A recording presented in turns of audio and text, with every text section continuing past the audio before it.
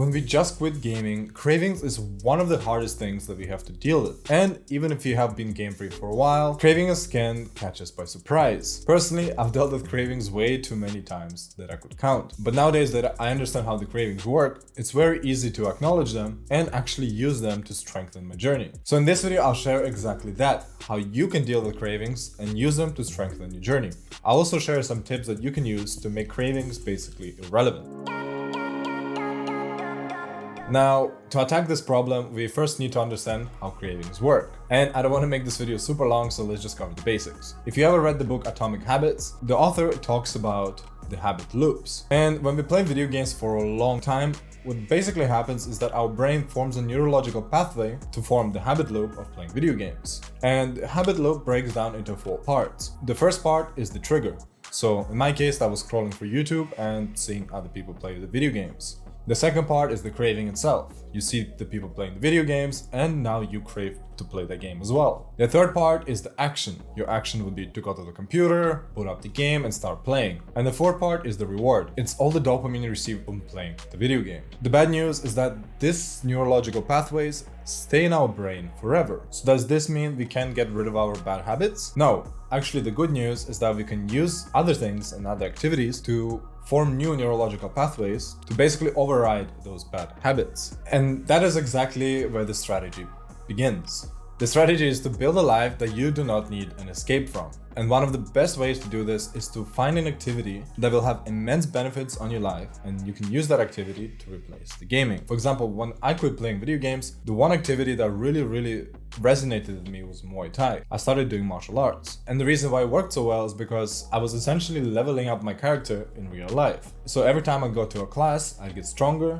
I'd get faster, I'd learn new skills, and I always felt like progressing. So for me, that feeling of progress was very addicting. I'd rather progress in real life than go back to video games and progress there, because the progress in video games obviously wouldn't move me forward anywhere. And then, for example, Muay Thai had a very big impact on my life. I was able to get some work, I got into Muay Thai photography, I built my confidence, and many other things happened. But in my opinion, that feeling of progression was the biggest benefit of all. One of the reasons why games are so addicting is that feeling of progress. For example, when we progress in RuneScape, sometimes it's not distinguishable from life. Leveling up in that video game feels like you've actually progressed in the real world. I don't know about you guys, but I have this clear memories of getting some items in MMORPGs. I literally would feel like my life has changed. And that's something that video games are really good at. So if you can replace that feeling of progression with another activity, those cravings for video games essentially go away. You start craving that activity rather than the video game. And then once you get used to that activity, you start getting good at it, you can start improving other aspects of your life. So what you start realizing is maybe that you weren't craving gaming after all. Maybe you were craving social interaction. Maybe every time you play video games, you had all these friends to talk with. So a good thing to do there would be to realize that, oh, I'm not actually craving the game. I'm just craving some social interaction. So in this case, doing some activity like martial arts would help because you'd meet new people. Maybe you can join a local community for some other thing that you're passionate about. Or maybe you want to take your gaming skills and apply them into another activity like video editing. Then you can start meeting video editors and photographers and videographers. You can start surrounding yourself with people who have similar interests to you that are not revolving around video games.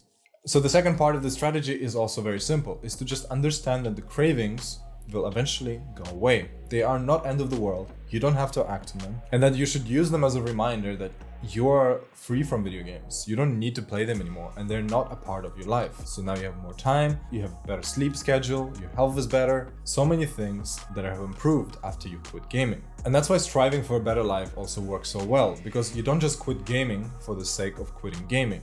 Maybe you quit to improve your relationships, to get better at school, to get better at your career. There are so many things that quitting gaming can do for you. So you need to keep that in mind. And whenever the craving comes, really give yourself a second and be like, do I really want to act on this? Am I really craving video games? And if I do play, what is the outcome?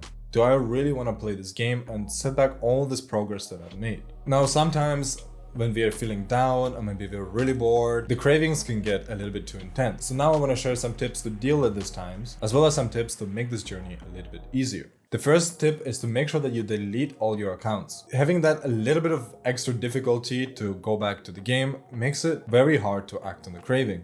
You might get the craving, get to your computer, and then realize that, wow, I have to install Steam again, I have to buy the game, I have to install the game, and that might just give you enough time to realize that, whoa, I actually don't want to be doing this. The second thing is to change your environment. If the craving gets very intense, what you can do is just leave the house. So go for a walk, go for a run, go to the gym, maybe go to a coffee shop, meet some friends. By the time you get home, chances are the craving will be gone. Now, if you don't want to go outside, you can take a cold shower. That gives a shock to your entire system, and chances are, by the time you're out of a cold shower, your brain will not be even thinking about video games anymore. The fourth tip is to plan your day. If you plan your day step by step, you know exactly what you're gonna do, then there is simply no space for cravings. You know what you're gonna be doing next, so there's no time to be bored. You know what time you're gonna work, you know what time you're gonna do your schoolwork, you know what time you're gonna spend time with your family. Having it all organized doesn't give you space for those cravings to really overtake. You'll always be busy with something else, so your brain basically won't have the time to have the cravings. The next tip is to not replace gaming with other mindless activities. So don't just quit gaming for the sake of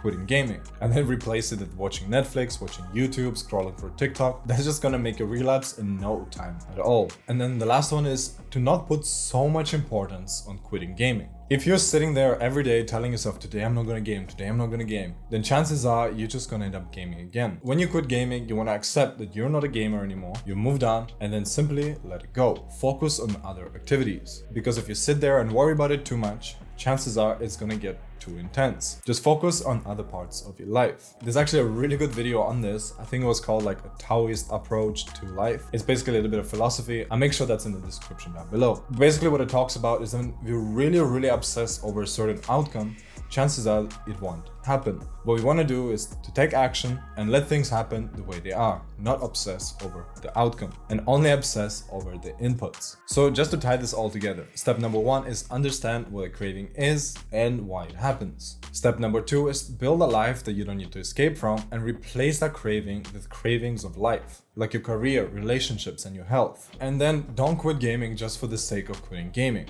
Remember that you're doing this to improve your life. So whenever the craving happens, acknowledge it and use it as a reminder of how much your life has improved. And if you need help getting your gaming under control, make sure to click the link in the description. You can book a call directly with Cam to see if our program might be the right fit for you. Thank you for watching this video to the end. This was Gleb, and I'll see you in the next one.